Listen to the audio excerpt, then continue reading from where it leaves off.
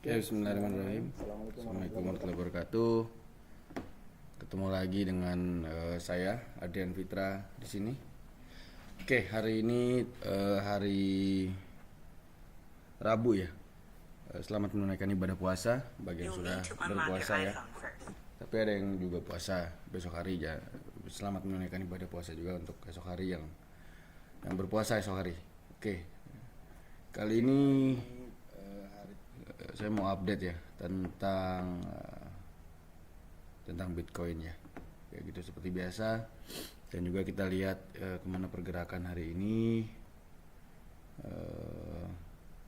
Berpuasa esok hari. Oke, sebentar ya. Saya lagi coba cek dulu ininya. Oke, good. Jadi ada beberapa poin yang hari ini mau saya bahas ya. Yang pertama, sepertinya lagi rame yang menebar ketakutan ya terhadap Bitcoin. Seperti itu yang udah banyak yang mulai menarasikan untuk apa namanya? Untuk memprediksi Bitcoin akan turun ke 40.000 seperti itu kan ya, atau under itu. Gitu. Nah, ini bisa dilihat ada beberapa narasi yang dimainkan kayak gitu guys. Oke, kalau kita lihat dari chart dulu, masih tidak jauh dari pergerakan hari yang kemarin ya. Ini kita masih lihat coret-coretan gambar yang kemarin. Kita masih berada di zona 70.000, masih belum bisa menembus resisten di 70.000 nih guys. Bisa lihat di sini. Oke, ada resisten di 70.000 di sini, lalu support masih dijaga di 65.000, 66.000 ya. Kita jadi masih berkutat di sini. Seperti analisa yang kemarin juga, salah satu yang saya perhatikan, kita masih ada di konsolidasi ini seperti ini. Dan either kita naik atau turun itu peluangnya masih ada dua-duanya, tapi kalau naik ke atas peluangnya lebih ke bukan bull trap juga ya, lebih ke bounce aja untuk ngejar ke 50 MA seperti itu kan, atau 100. Kemungkinan sih kalau kita lihat ini ya, kemungkinan ada di sini, ada di 50 MA ya ini kalau nggak salah settingan saya. Oke, dari 50 MA, jadi kemungkinan akan mengejar ke sini 75.000, 78.000, 80.000, lalu bisa jadi bounce back lagi, turun ke bawah. Karena kalau kita lihat juga belum ada narasi-narasi yang seperti grafik data tenaga kerja Amerika juga masih belum ada pergerakan yang bagus ya kayak gitu. Tapi market bukan lagi hancur, tapi lagi dikompresi ya, menunggu likuiditas baru yang masuk.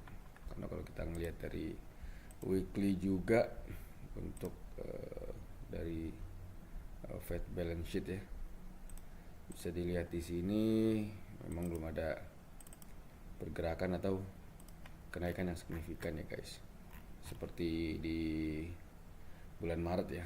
Jadi kalau kita lihat dari balance sheet ini ya, kita sebenarnya menunggu seperti yang terjadi di sini guys, di area ini.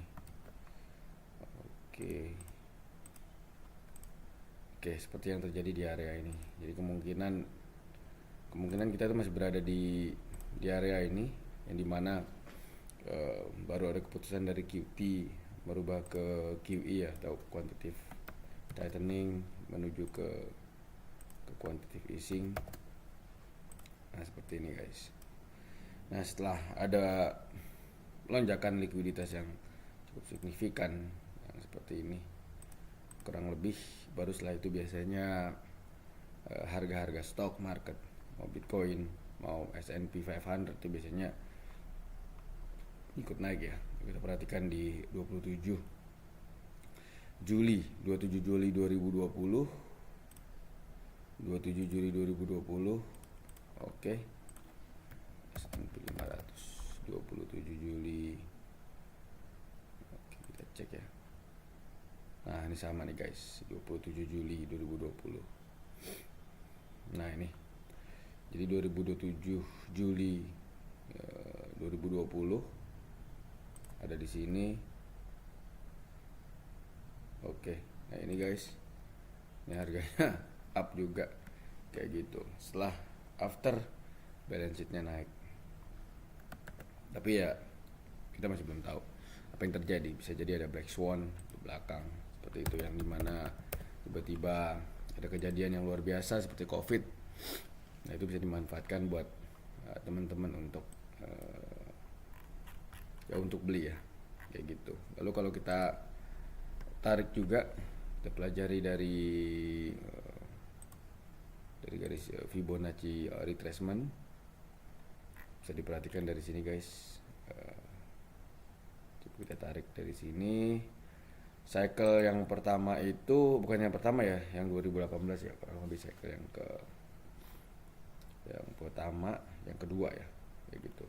Dan yang ketiga itu bottom ada di 0,786 Fibonacci di harga 17.000 ya, agak turun sedikit 0,786. Lalu kalau kita tarik lagi di sini guys 0,786.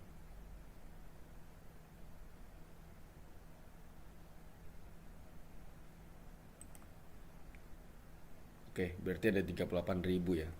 Berarti ada 38.000. Oke, lalu kita coba. Oke, salah. Saya salah cat, sorry. Oke, kalau kita tarik lagi di sini, kita perhatikan di cycle ini.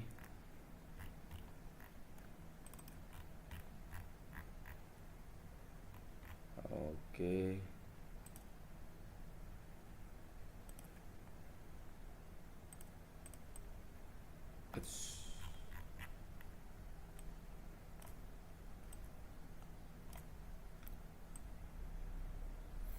Ya kurang lebih ada di 0,786. Nah ini 0,786 dan masih menembus sedikit lagi ya guys ya kayak gitu. Jadi kalau berdasarkan Fibonacci retracement ini, ada kemungkinan kita lari ke sana guys kayak gitu di 0,786 ya koreksinya. Maka dari itu narasinya sedang dimainkan, kita akan menuju ke 40.000 ke 38.000 kayak gitu. Jadi dipersiapkan aja guys kayak gitu. Nah kita di sini nih tadi 40.000 ya. Kalau kita tarik lagi dari indeks ini kayak gitu. Oke, itu yang pertama. Kita bisa lihat juga dari sini, nah, kurang lebih ini salah satu analisa dari HCV ya kayak gitu, yang menganalisa bahwa bottom ada di 28.000. Kalau kita lihat dari penarikan Fibonacci tadi ya make sense sih, karena dari 40.000 masih bisa turun lagi ke bawah ya gitu kan. Dan kalau teman-teman mau coba juga masih bisa dicari kira-kira bottomnya berapa. Dan kalau dari weekly ini kemarin kita udah cek juga, kalau berdasarkan moving average ya, moving average bisa kita lihat bahwa 300 MA itu merupakan secara historical, kita lihat di sini ini malah nggak nyentuh sama sekali ya pada saat di cycle di 2018. Lalu sempat di COVID dia menjadi support di sini di harga di 3.900.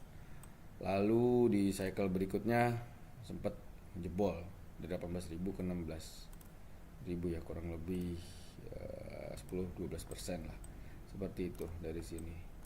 Nah sekarang berada di 50.000. Kalau kita tarik seperti cycle sebelumnya ya ada 10% ya, kurang lebih di 45.000. Pada dari itu dari moving average 300 ke bawah itu merupakan secara historical ya, merupakan salah satu peluang yang cukup menarik buat teman-teman perhatikan untuk ke depan Dan juga bisa diperhatikan kalau menurut bull market support band kita masih jauh sekali gapnya seperti itu. Dan biasanya yang terjadi kalau kita lihat dari historical, kita udah pernah turun koreksi kurang lebih 50%, lalu kita bounce ke bull market support band, lalu kita turun lagi. Maka dari itu analisa saya kemungkinan kita tuh sudah berada di titik yang ini ya, yang sudah selling carry seperti itu. Jadi kita masih ada turun sedikit lagi, mungkin beberapa persen gitu. Kalau kita lihat dari sini mungkin bisa 46% lagi turun kayak gitu. Dari sini kita tarik 46% tuh ada di ya 38.000. Maka dari itu narasi 38.000, 40.000 tuh banyak dimainkan di trader-trader dan beberapa advisor ya. Bukan advisor juga kadang ya, cuman lebih ke memberikan insight ya terhadap harga Bitcoin. Nah, seperti itu guys, kurang lebih ini. Dan juga berita terakhir juga Binance terakhir infonya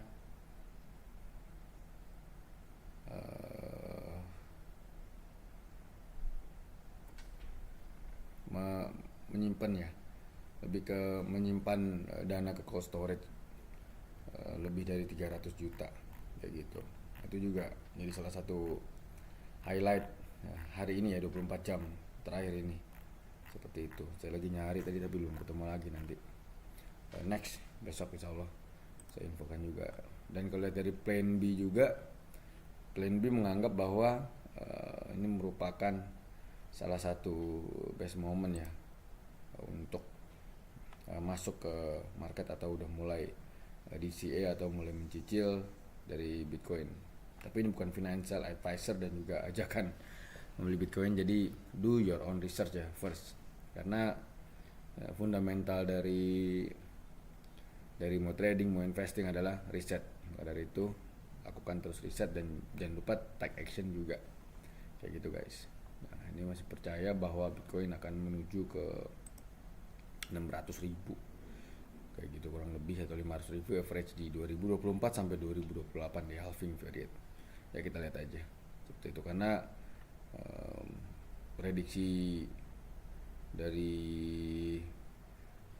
plan B ini sebelumnya adalah mestinya di cycle ini kita udah di 500.000 ya, tapi nyatanya hanya di 125.000, 126.000 maksimum kayak gitu. Dan seperti dari Burp juga, Crypto Burp menganalisa bahwa sekarang masih belum saat yang tepat untuk capitulation, karena masih ada sisa panik ya, panik dari sini setelah distribution panik, lalu nanti capitulation di 40.000 sampai 35.000. Jadi narasi ini saya perhatikan 24 jam terakhir banyak dimainkan oleh teman-teman yang biasa memberikan informasi terhadap Bitcoin dan juga kripto ya keseluruhan seperti itu. Nah, ini juga agak berbeda dari Income Sharp, malah beranggapan bahwa kita kemungkinan malah bisa bounce dulu ke 88.000 atau 100.000. Tapi menurut saya pendapat pribadi saya ini chance-nya 30 atau 40% lah maksimal kayak gitu, atau 35, karena ya kemungkinan konsolidasi ada di sini. Dan kalau kita lihat dari moving average tadi, berarti kalau 100.000 itu kemungkinan kita tuh mesti nembus di 100 berarti ya, 100 moving average ya kayak gitu. Nah, ini salah satu tools sederhana yang biasa saya gunakan di EMA ya. Kita pakai EMA. Mungkin nanti suatu waktu saya akan jelaskan juga bagaimana cara kerja indikator-indikator ini ya, walaupun kadang ada beberapa indikator yang sedikit lagging ya. Oke. Seperti ini guys. Kalau kita perhatikan menurut Income Sharp tadi bisa naik 100 ya, mungkin bisa balik ke MA yang ini nih guys, MA 100 nih kalau nggak salah ya tadi, yang merah ya, MA 200 ya, MA 200 ya gitu, yang sebelumnya menjadi support support support bull tadi di sini menjadi resisten ya, resisten habis itu langsung turun ke bawah. Nah, seperti itu. Dan bisa dilihat di sini bahwa ini juga menjadi resisten, tapi kalau yang saya perhatikan tadi yang saya bilang bahwa kita sedang berada di area ini ya kemungkinan agak jauh ya kalau berdasarkan historical ya. Kalau berdasarkan historical ini juga ini masih mungkin bisa bahwa kita bisa bounce balik lagi ke MA 200 tadi, baru setelah itu kita down turun ke bawah. Ya kalau teman-teman yang masih memiliki kripto yang mungkin bisa juga analisa juga riset, mungkin mau menjual di sini lalu bisa beli lagi di bawah, atau menjual di atas ini lalu bisa beli di bawah, atau bisa ditahan mungkin selama kurang lebih ya beberapa bulan untuk mendapatkan gain atau balik lagi modal seperti itu. Oke, lalu kalau dari flat investor sendiri informasinya adalah bahwa ini posisi yang salah satu yang worst ya dari Q1 kayak gitu kan, udah minus 22%, dan Q quarter sebelumnya juga minus 23% kayak gitu. Jadi banyak narasi juga dimainkan bahwa setelah terjadi 6 bulan berturut-turut, kalau kita lihat di monthly di sini 1, 2, 3, 4, 5, mungkin satu kali lagi kita merah, itu analisanya ya kita akan mendapatkan 4 bulan yang positif ya kayak gitu. Itu yang saya bilang sama seperti yang ini nih, sama seperti di bear market 2018, 1, 2, 3, 4, 5, 6, maka setelah itu kita bisa mendapatkan bounce back yang cukup tinggi kayak gitu.